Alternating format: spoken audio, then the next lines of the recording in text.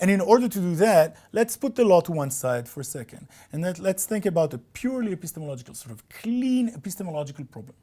It's a problem of the lottery paradox. Now, I should say that there are different versions of the lottery paradox in the literature. The one I'll be discussing is the lottery paradox about knowledge. So here's the story, and again, we need two cases. In the first case, you buy a ticket. The lottery is literally 1 in a million. So the probability of the ticket you have to win is 1 in a million. Now, you are a fairly sensible person, despite the fact that you just bought a lottery ticket. So you tend to believe that your ticket will not win. You know that it's 1 in a million. But my question is, do you know that your ticket will not win? You believe that it won't win, but that belief of yours, does it amount to knowledge? And most people report rather strongly that the answer is no. Your belief that it won't win does not amount to knowledge, even though it's really the probability that it won't win is extremely high, because the probability that it will is extremely low. Still, it does not amount to knowledge. Let's assume that that's so.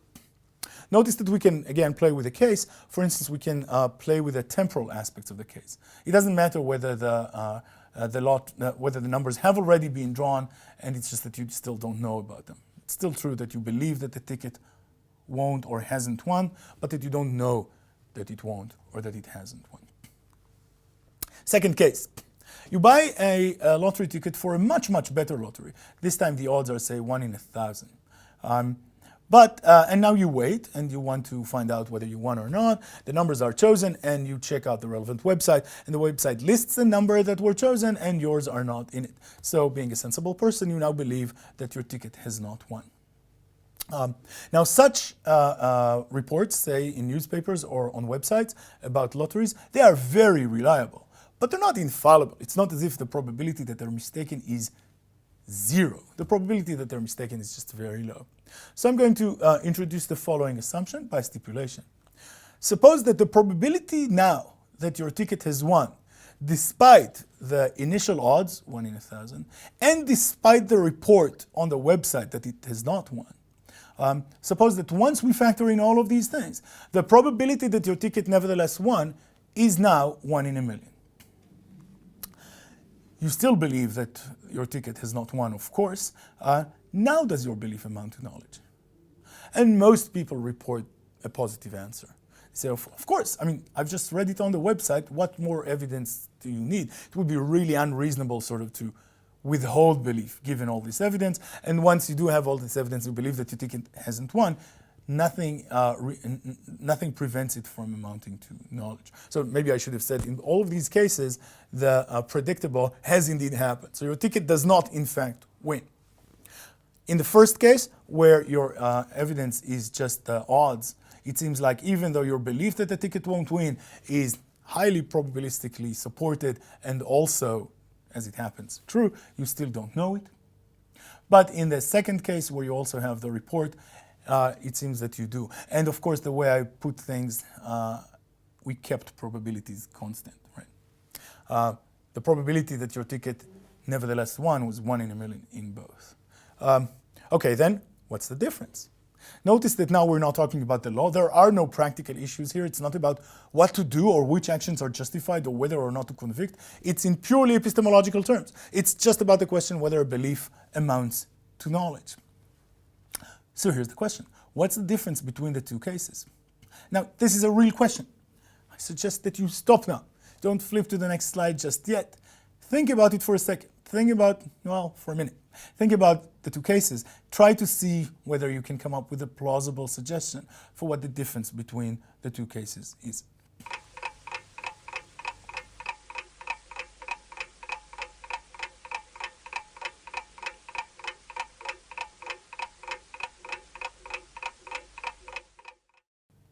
So here's one plausible thing to say about what distinguishes the two lottery cases. I wonder if it's the kind of stuff you've come up with. Here's an intuitive thought about justification and beliefs in general.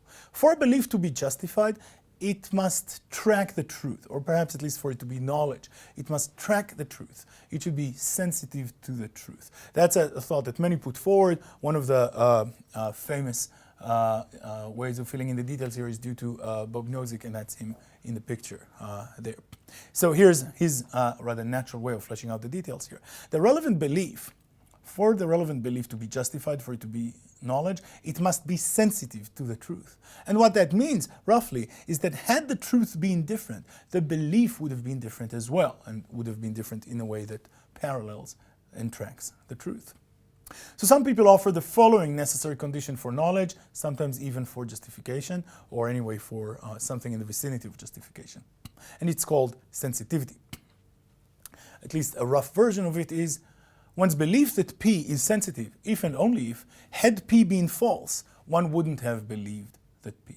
And I hope you see that there's something very plausible intuitively about this suggestion. Suppose that if I believe something regardless of the evidence, regardless of whether, if I believe that P, regardless of whether or not P is true, and then on those occasions on which P happens to be true, my belief is true, because I believe P, and P is true. But it doesn't amount to knowledge. For my belief that P to be knowledge, my belief must be sensitive to the truth. That's the intuitive thought here. Now, I should acknowledge right off the bat, there's a lot to say about sensitivity.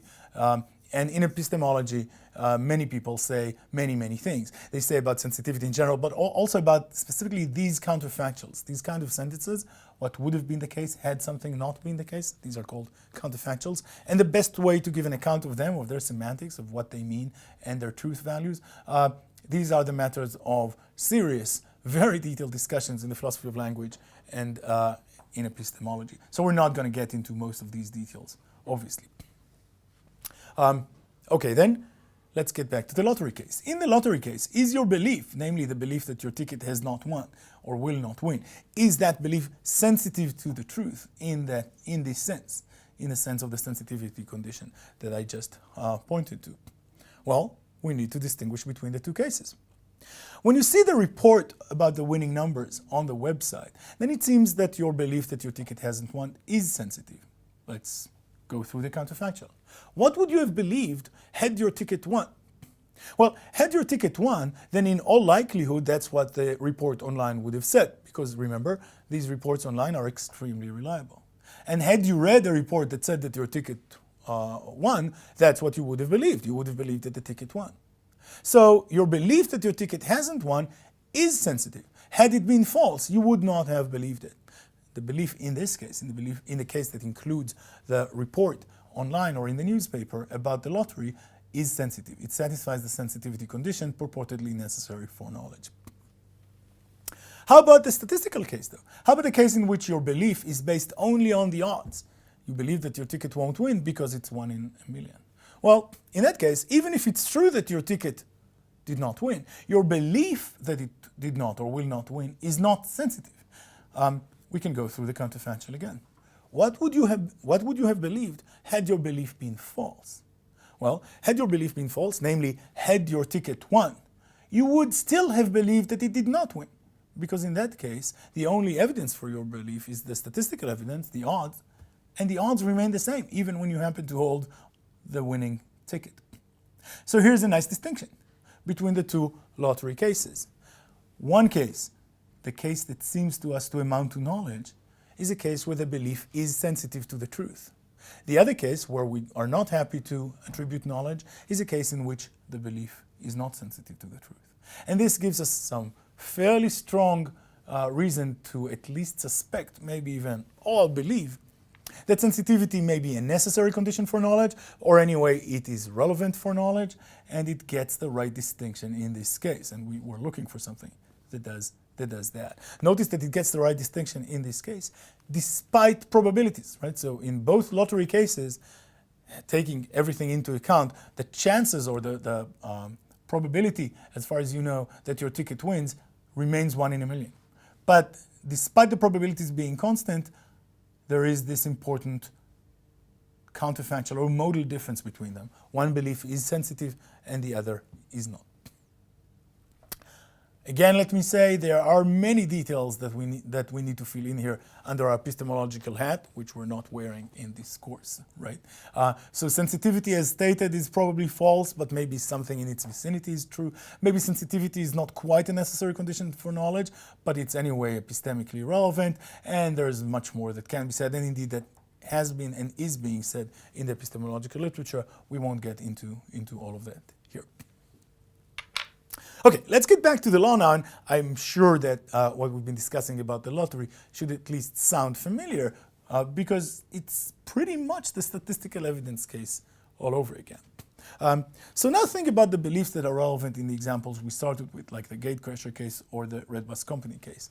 And actually, it's not exactly clear whose beliefs we're talking about there.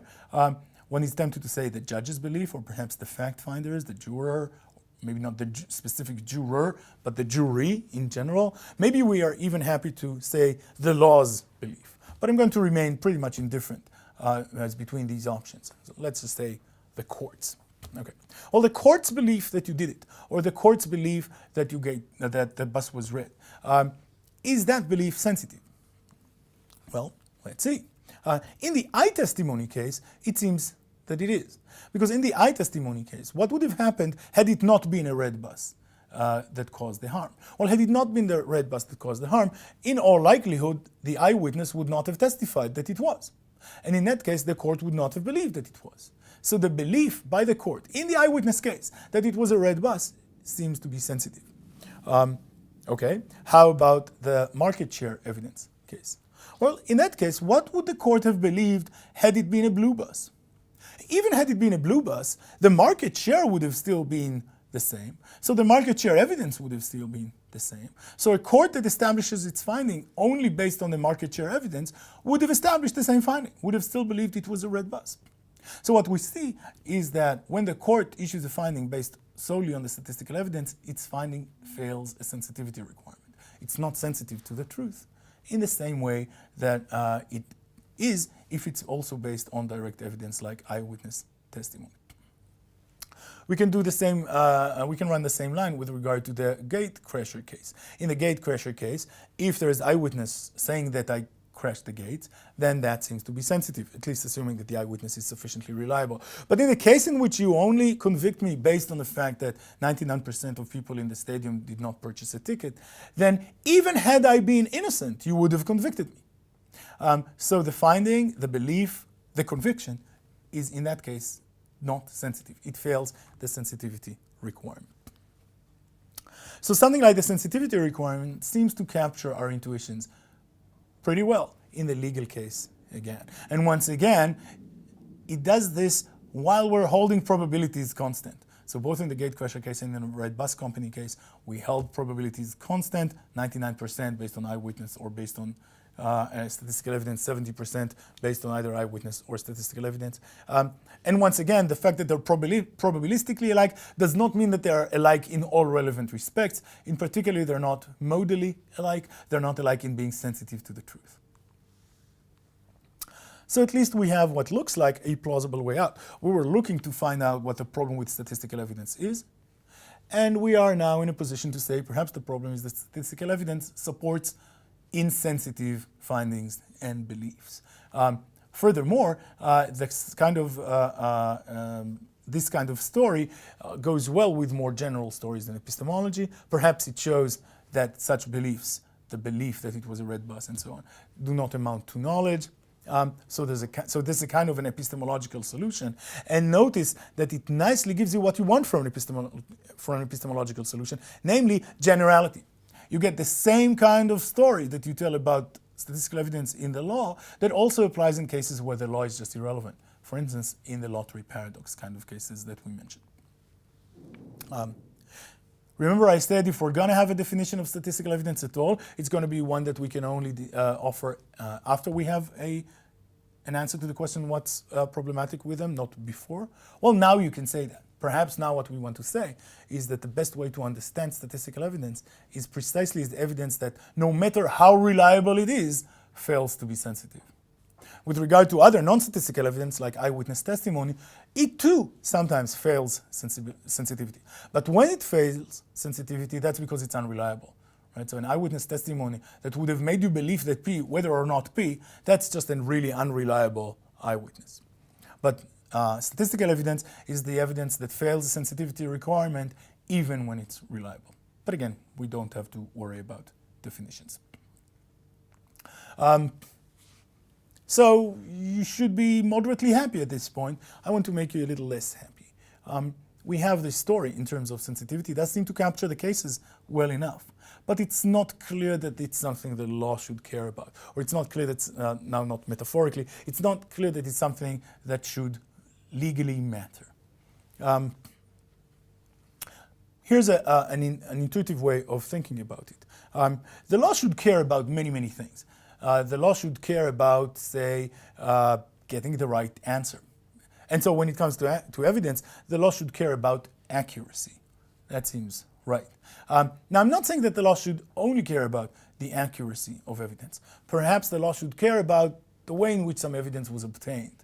So fruits of the poisonous tree kinds of cases are cases in which perhaps the law should exclude a piece of evidence, even though it's reliable, because it was obtained illegally, because we want to give the police the right kind of incentives. So I'm not saying that when it comes to evidence, the law should only care about accuracy.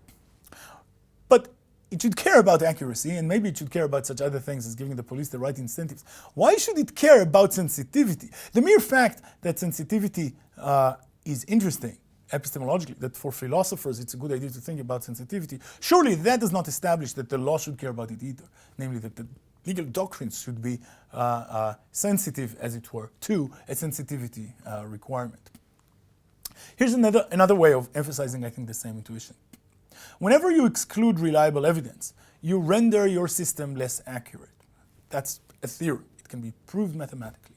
Whenever you exclude any piece of reliable evidence, including statistical reliable evidence, you render your system less accurate in its overall finding ratios. Maybe for some reasons it's okay to render your system less accurate, maybe because of other rights or other important considerations. But what's the other right or important consideration here? What justifies paying a price in accuracy just in order to satisfy some epistemological requirement? It's as if we are engaged in some kind of knowledge fetishism. We care about whether the beliefs that are part of the legal system amount to knowledge. I don't know why the law should care about this. The law should care about accuracy. It should care about not putting innocent people in jail. It should care about some other things, some rights, some participatory rights perhaps. Why should it care about this? In fact, I'm, I think, happy to go almost entirely with the thought that the law shouldn't care about epistemology at all. It should care about truth, it should care about accuracy, it shouldn't care about things like knowledge and whether a belief is justified, and in particular whether a belief satisfies the sensitivity requirement. If so, the sensitivity kind of story may still be relevant, but it may be relevant in the opposite kind of direction. It may be relevant now not as a piece of justification for why the law treats statistical evidence differently, but rather as a debunking explanation of the intuition that it should. Perhaps the thought is that we only seem to think that statistical evidence is suspicious because of things like sensitivity. But now that we know that the law shouldn't care about sensitivity, we should be okay with statistical evidence after all. So that's the worry. The worry is that the sensitivity story gets something right in diagnosing our intuitions, but does not get something right normatively about what the law should care about, perhaps because the law shouldn't care about epistemology in general. So here's where we're at. There is an epistemological story in terms of sensitivity that seems to take at least some of the distinctions right. It seems to get some of our intuitions right. On the other hand, it's really not clear that the law should care about either the sensitivity requirement or about epistemology in general. So we're still in kind of a puzzle. There's something more you can say here, though. You can adopt an incentive-based story. Clearly, the law should care about incentives, right? So you can adopt an incentive-based story told by Chris Sankiriko. That's his picture right there. He tells it in a somewhat different context, but we can easily apply it here as well. And I'm just going to hint at the general direction because the details are going to be complicated and interesting. So you're standing there at near the stadium, and you're gonna attend the event. That's a given. But now you're wondering whether or not to buy a ticket. Now, suppose that you know that we will accept statistical evidence in order to convict people of gate crashing. You also know that hardly anyone purchases a ticket. In that case, what incentive have we given you? It seems like in that case you have absolutely no reason to buy the ticket, because you know that whether or not you buy the ticket will have no effect at all on whether or not you are then convicted of gate crashing. because we're going to be relying on the statistical evidence, and your influence on the statistical evidence is minuscule, right? It's going to be 99 point something percent or something like this. That doesn't really make a difference. If we want to give you the right incentive here, if the incentive that we want to give you is the incentive not to gatecrash, to purchase a ticket, then what we really need to do is to rule out statistical evidence and to base findings only on more direct, non-statistical evidence like eyewitness testimony or video footage. Notice this is really nice. This is not about epistemology. It's entirely practical. And also, the kind of incentive that we're giving here is not an incentive vis-a-vis how to bring evidence or to conduct your day in court. It's about primary behavior. It's about whether or not to gatecrash. The general kind of insight that Sankiriko brings here is that our practices with regard to evidence may influence the kind of incentives that people have in their primary behavior, not just in court, not just as a part of the procedure. And this can be generalized, though the precise ways in which it can be generalized are going to be very, very delicate, and they're going to be sensitive to context and sensitive to the details of different legal doctrines. But there is something here that can be generalized, namely statistical evidence or a policy that allows us to rely on statistical evidence gives the wrong kind of incentives for primary behavior. So notice where we're at. There's something that may look like a nice coincidence. We do have an epistemological story to tell about the suspicions vis-a-vis statistical evidence. That epistemological story is in terms of the sensitivity requirement, or anyway, so I've suggested. We also have a practical difference. The practical difference is in terms of incentives, and we already know that the law should care about those. Whether it should care about epistemology is, of course, something that I've doubted. So you may think that there's just a coincidence. It's a kind of a miracle. How come the epistemological story and the practical story go hand to hand? Was it bound to happen, you may ask? So there may be more than coincidence going on. The epistemological story, in terms of sensitivity, it goes something like the following. If we do rely on statistical evidence and we convict, then you can say, well, we would have convicted even had he not gatecrashed. Remember, that's just the counterfactual that sensitivity is about. If we rely on statistical evidence, then we would have convicted even had he not gatecrashed, because the statistical evidence would still be there.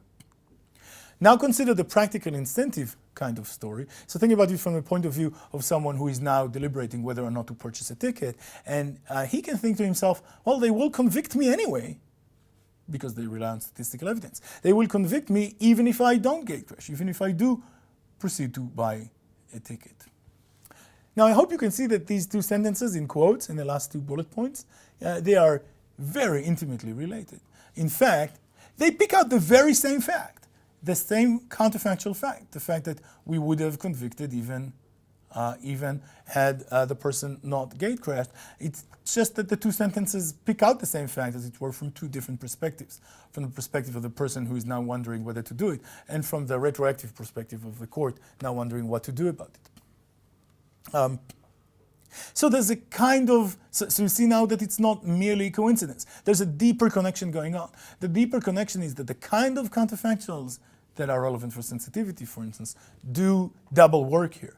They both do the practical work relevant for the incentives, and also the epistemological work relevant for knowledge, say, or for justification via sensitivity requirement. The story is more uniform than it may have seemed. The story that combines the incentive story and the epistemological story is unified because it's the same counterfactuals that do the explanatory work in both parts of that story.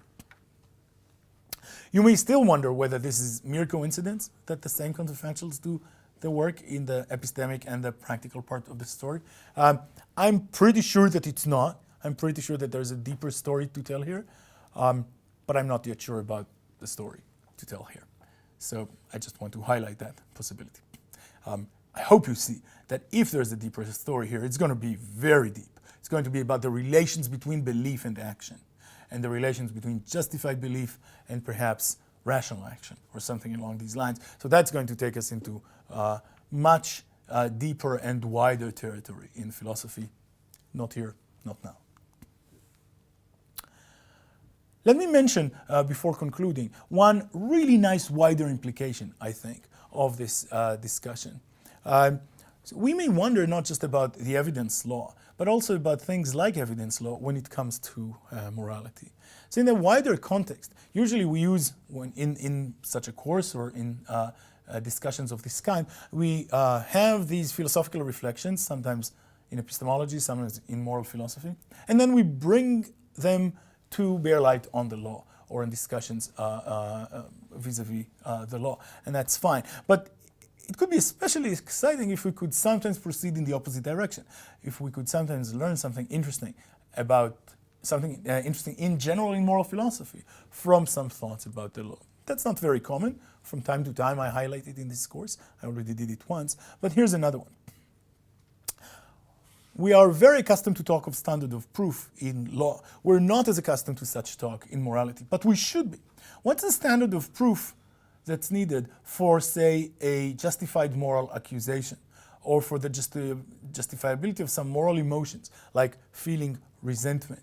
These two have to be based on evidence. It's not as if God whispers in my ears when I should resent someone or not. It's based on evidence. And some evidence is enough for that, and some evidence is not. In other words, we need an evidence law for morality. And interestingly, I don't know of anyone writing anything about it. So if you want to pursue a PhD in the area, that's something you may want to consider. I really think it raises some very interesting questions in general, the evidence law for morality. Now, in particular, about statistical evidence, that topic too is relevant. So here's a kind of suggestion. Is it okay to resent someone when your only evidence that they've wronged you is purely statistical? Or is it also problematic to rely on statistical evidence in the purely moral case, not just in the legal case? Here's an example. So suppose that around here, as a part of our social milieu, it's very common for people to say bad things about their friends behind their backs. Suppose that's very, very common. 90% of the people do it. 99% of them. You can fill in the numbers as you want. Is it okay then for me to resent you for saying bad things about me behind my back, when that's the only evidence that I have? Almost everyone here does, so I'm sure you do too. Maybe it's a plausible thing to believe, the probabilities are strongly against you, right? But should I resent you for that? And I hope you feel at least some discomfort. Right? The thought that moral resentments, perhaps some other moral responses, can be based on purely statistical evidence is every bit as suspicious and discomforting as similar thoughts about the law. What this means is that we want a story of statistical evidence to apply to the moral case as well. And the sensitivity story does, right?